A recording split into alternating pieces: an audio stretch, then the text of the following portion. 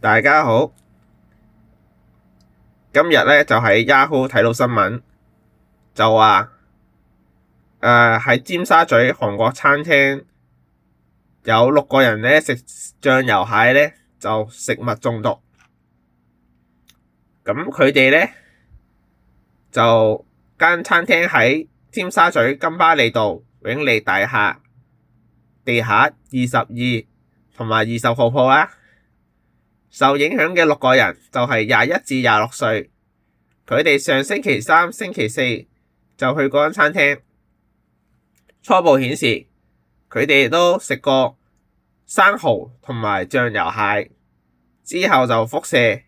嘔吐同發燒，其中5個人已經求醫，唔需要入院，所以大家食醬油蟹咧。生蠔呢啲生嘢凍嘢咧就要小心啲，一定要係消毒過先可以食嘅。